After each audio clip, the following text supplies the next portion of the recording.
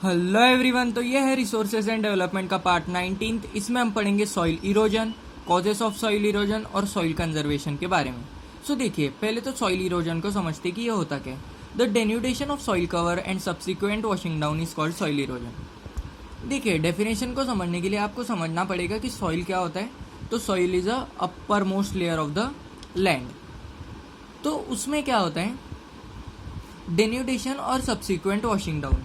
तो इनको समझिए।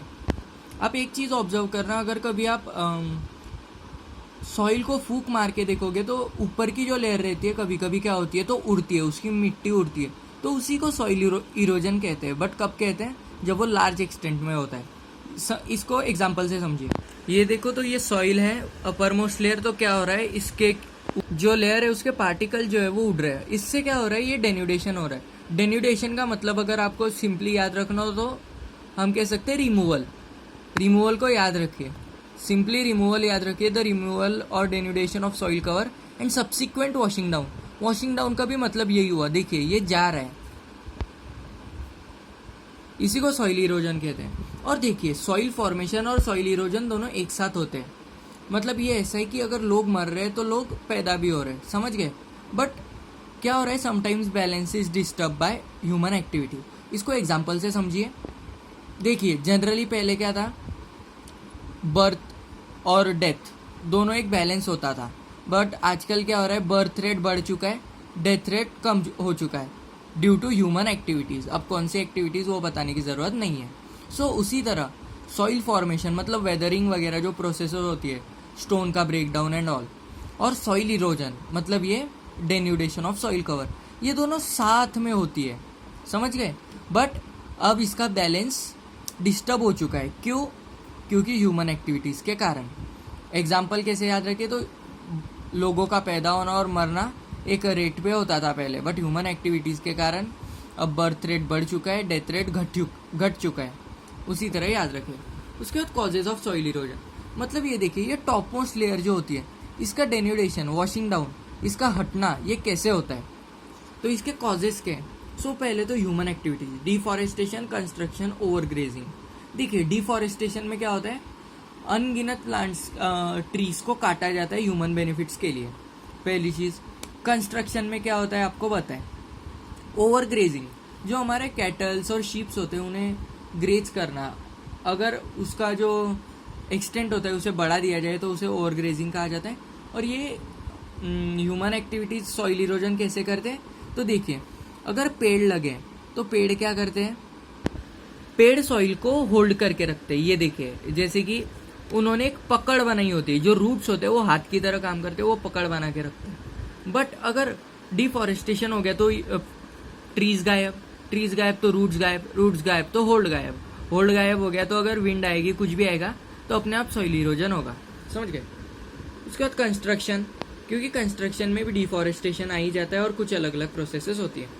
और ओवरग्रेजिंग में भी क्या होता है, जो प्लांट्स वगैरह होते हैं वो शीप्स एंड ऑल खा लेते हैं, और इससे क्या होता है, तो सॉइल इरोजन होता है।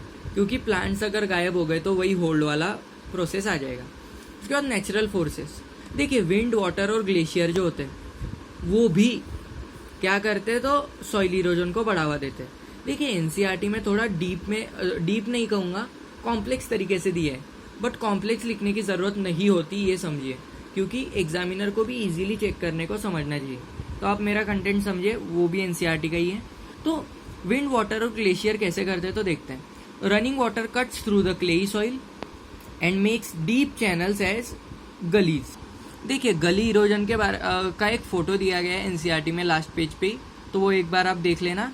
गली इरोजन में होता क्या है, तो क्लेई सॉइल, जैसे कि ब्लैक सॉइल हुई, उसमें क्या होता है, तो रनिंग वाटर जो होता है, बहता पानी जोर से आता है और काटते हुए सॉइल को चला जाता है। इससे क्या होता है, चैनल्स फॉर्म होती है। आपने देखा होगा, ये समझिए एक पूरा सॉइल है, तो क्या होगा, रनिंग वाटर होगा, ऐसे ऐसे आएगा और यहाँ से काटते हुए आर पार जाएगा, तो यहाँ पे क्या चैनल बन जाएगी, समझ गए ना। इसी तरह चैनल्स बनती है, इसी को गलीज कहते हैं। These channels are known as gullies. और ये जो लैंड होता है, it is unfit for cultivation. देखिए, अगर गलीज बन गई तो क्या होता है, ये अनफिट फॉर कल्टीवेशन, मतलब यहाँ पे कल्टीवेशन नहीं हो पाता, और इसीलिए इसे बैड लैंड कहा जाता है। क्योंकि लैंड का one of the main purpose is cultivation. Right. But अगर ये कल्टीवेशन के लिए काम ना आए तो ये बैडलैंड कहा जाता है। एग्जाम्पल, चंबल हैज़ रेवाइंस, मतलब चंबल के जो बैडलैंड्स होते हैं, ये गलीज होते हैं, उन्हें रेवाइंस कहा जाता है। समझ गए? एक बार अगर आपको समझना हो तो बस फोटो देख लेना, मैंने तो आपको समझा ही दिया। एनसीईआरटी के लास्ट पेज पे फोटो भी दिया गया है, एनसीईआरटी के मतलब इस चैप्टर के लास्ट पेज। शीट इरोजन, देखिए अभी हमने क्या पढ़ा, गली इरोजन के बारे में। गलीज में क्या होता है, तो रनिंग वाटर जो होता है इसे काट के जाता है, सॉइल को काट के जाता है। बट शीट इरोजन अलग होता है। In sheet erosion water flows as large sheet over large land down a slope, top soil washes away.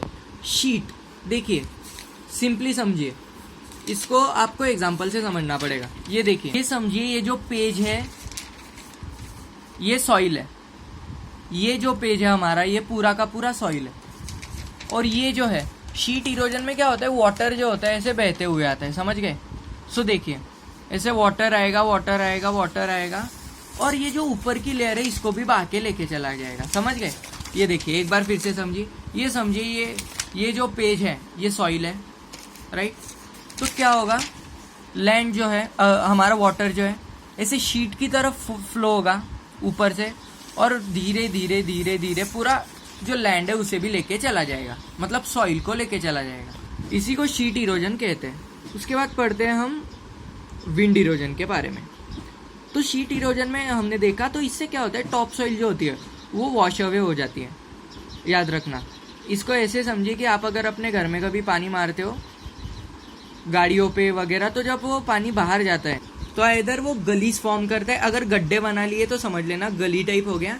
और अगर पूरे से शीट की तरह फॉर्म हो रहा है, ये देखिए पेन समझिए, अगर वाटर है तो शीट की तरह फ्लो हो रहा है, तो क्या होगा, तो शीट इरोजन होगा।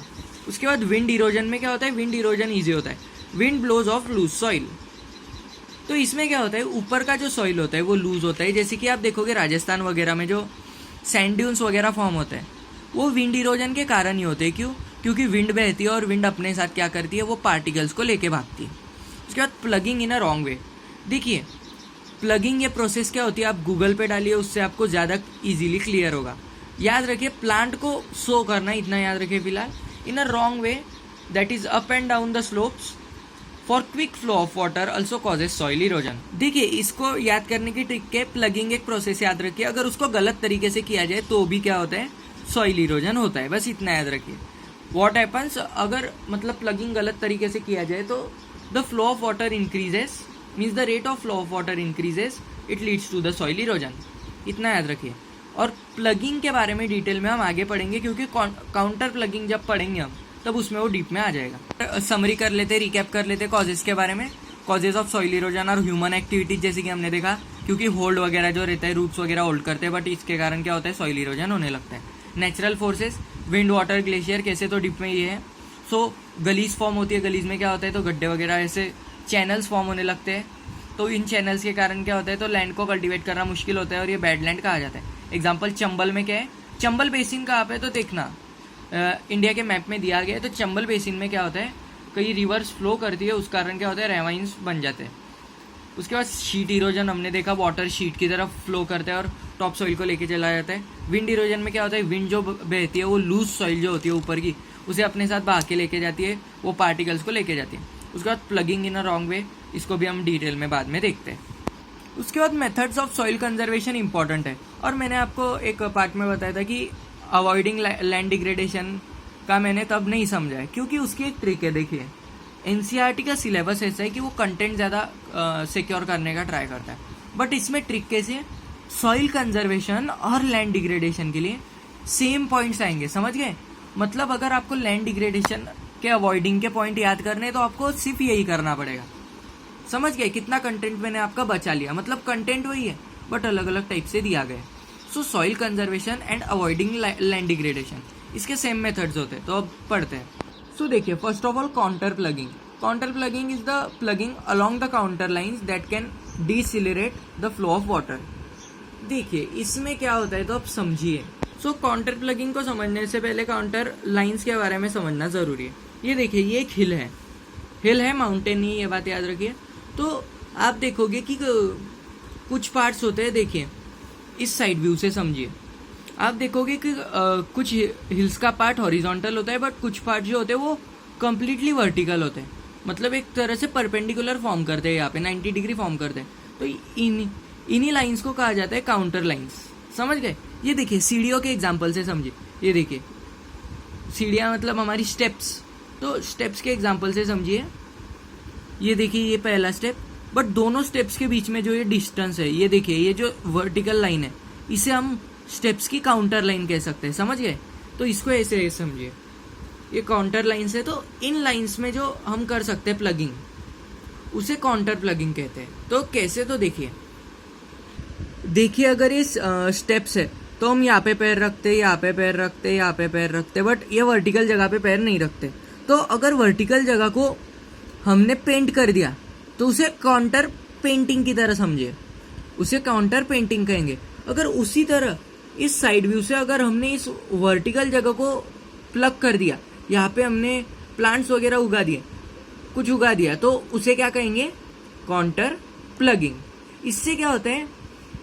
वाटर का फ्लो डिसिलरेट होता है। कैसे? तो देखिए यहाँ से पानी आएगा, अगर वर्टिकल मतलब अगर ऐसे जा रहा है तो सोचिए इसकी स्पीड बढ़ेगी कि नहीं।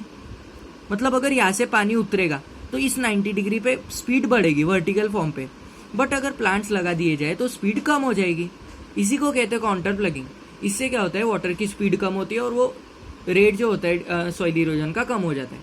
एक बार फिर से देखते हैं, तो देखिए यहाँ पे क्या, ये वर्टिकल है, ये ऐसा ऐसा जा रहा है, बट यहाँ से हो रहा है, तो यहाँ से पानी आएगा, पानी आएगा, यहाँ से जल्दी जाएगा, पानी आएगा जल्दी जाएगा, पानी आएगा जल्दी जाएगा। बट अगर काउंटर प्लगिंग कर दी हमने यहाँ पे, मतलब यहाँ पे काउंटर लाइन से ये यहाँ पे अगर हमने कुछ उगा दिया तो क्या होगा? यहाँ पे आएगा, जोर से जाने की जगह थोड़े धीरे धीरे जाएगा, थोड़े धीरे धीरे जाएगा, थोड़े धीरे धीरे जाएगा।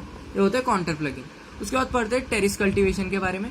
टेरेस कल्टीवेशन आपको पता है, बट इसके बारे में थोड़ा सा ही पढ़ते हैं। इट रेस्ट्रिक्ट्स इरोजन, जैसे कि हमको पता है। उसके बाद as in western and central Himalayas it is practice. Western और सेंट्रल हिमालयज में ये प्रैक्टिस किया जाता है। और कौन सा स्टेट? तो उत्तराखंड। ये बात याद रखिए क्योंकि ये कभी कभी 1 मार्कर्स का क्वेश्चन बन जाता है। तो टेरेस कल्टीवेशन कहाँ पे प्रैक्टिस होता है? उत्तराखंड में। देखिए हम अब तक हमने काउंटर प्लगिंग और टेरेस कल्टीवेशन पढ़ लिया। टेरेस कल्टीवेशन में क्या होता है तो याद रखिए, अगर हमने अभी यहाँ पे काउंटर लाइंस पे प्लगिंग की है तो अब टेरेस कल्टीवेशन में क्या होगा बताइए? क्या काउंटर लाइंस को छोड़ के हर जगह प्लगिंग होगी। समझ गए? मतलब हर जगह कल्टीवेशन होगा। यहाँ पे भी कल्टीवेट करेंगे, बट काउंटर लाइन जो ये जो है ब्लैक कलर, इसे छोड़ देंगे। फिर यहाँ पे कल्टीवेशन, फिर ब्लैक छोड़ देंगे, फिर यहाँ पे कल्टीवेशन। समझ गए? इसी को क्या कहते हैं? तो टेरेस कल्टीवेशन कहते हैं। याद रखिए ये कहाँ पे किया जाता है तो याद रखिए जो पार्ट फ्लैट होते हैं, जैसे कि ये जो पार्ट हिल्स के फ्लैट होते हैं वहाँ पे कल्टीवेशन किया जाता है। ये हिल है बट इसका कुछ ना कुछ पार्ट तो फ्लैट होगा, तो इसको लैंड की तरह यूज करके कल्टीवेशन किया जाता है। उसके बाद स्ट्रिप क्रॉपिंग क्या होता है? Large fields can be divided into strips and strips of grass are left to be grown between the crops and its effect is it break down the force of wind. So अब इसको example से ही समझिए।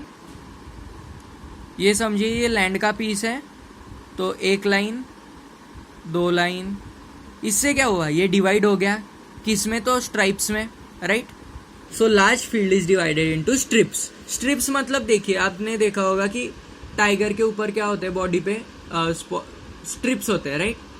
Zebra के body पे strips होते हैं black colour के, तो उन्हीं को स्ट्रिप्स कहते हैं। वो छोटे छोटे हॉरिजॉन्टल या वर्टिकल जो लाइन्स रहते हैं उन्हें स्ट्रिप्स कहते हैं। तो उसी तरह क्या किया जाता है? तो जो फील्ड होती है उसे स्ट्रिप्स में कन्वर्ट कर दिया जाता है, जैसे कि हमने ये देखा। तो इसके बाद क्या होता है? तो strips of grass are left to be grown between the crops. तो क्या होता है? ये जो ग्रास वगैरह होती है उन्हें क्रॉप्स के बीच ग्रो करने के लिए छोड़ दिया जाता है। अब इसका इफेक्ट क्या होता है समझिए। अभी मैंने इस जगह पे पूरे प्लांट ग्रो किए, तो कुछ कुछ जगह पे जो क्रॉप्स ग्रास रहेगी उसकी स्ट्रिप्स ऐसे रोज जो रहेंगे उन्हें ग्रो करने के लिए छोड़ दिया जाएगा। इसका इफेक्ट क्या होता है? It breaks down the flow of wind. देखिए breaks down the flow of wind या फोर्स ऑफ विंड कैसे? तो देखिए अगर एक गाड़ी है, ये ए जो लिखा है समझिए ये गाड़ी है। अगर ये देखिए ये 2 खंबे, ये 2 खंबे, ये 2 खंबे समझिए सिर्फ, तो इस गाड़ी के लिए यहाँ से आर पार जाना कितना ईजी रहेगा? मतलब ट्रैफिक कम है तो इजीली जा पा रहा है। बट अगर ये गाड़ी यहाँ पे है, ये 2 खंबे नो डाउट, बट यहाँ पे भी गाड़ियाँ आ गई, समझिए अभी। तो क्या ये गाड़ी यहाँ से स्पीड से जा पाएगी? नहीं, उसे बीच बीच में रुकना पड़ेगा, उसकी स्पीड कम होते रहेगी, ये ऐसे ऐसे नागिन की तरह नहीं निकल पाएगा। उसी तरह क्या होता है, तो कार जो है, कार को अभी हम विंड समझिए और ये जो है ये क्रॉप समझिए। तो अगर क्रॉप्स ऐसे ऐसे लगाए जाते हैं तो इसमें से विंड का फ्लो होना ईजी है, तो जो क्रॉप्स के बीच में ये सॉइल रहेगा वो भी उसे भाग के लेकर चला जाएगा। बट अगर यहाँ पे ग्रास, मतलब ये जो गाड़ी है इन्हें ग्रास समझिए और ये जो गाड़ी है इसे विंडी समझिए, तो अगर ग्रास इन दो क्रॉप्स के बीच में उगा दी जाए तो क्या होगा, विंड का फोर्स टूटेगा और फोर्स टूटेगा तो स्पीड कम होगी, स्पीड कम होगी तो सॉइल इरोजन रुकेगा। समझ गए? उसके बाद शेल्टर बेल्ट्स के बारे में पढ़ते। शेल्टर बेल्ट्स, देखिए स्ट्रिप क्रॉपिंग जो हमने अभी पढ़ा और शेल्टर बेल्ट्स ये सिमिलर है, बट डिफरेंस क्या है, स्ट्रिप क्रॉपिंग में क्या होता है, ग्रास उगाई जाती है, शेल्टर बेल्ट्स में ट्रीज लगाए जाते हैं। Like planting lines of trees do same, rose of trees is called shelter belt. तो ट्रीज का भी सेम रोल प्ले करते हैं। कौन सा रोल?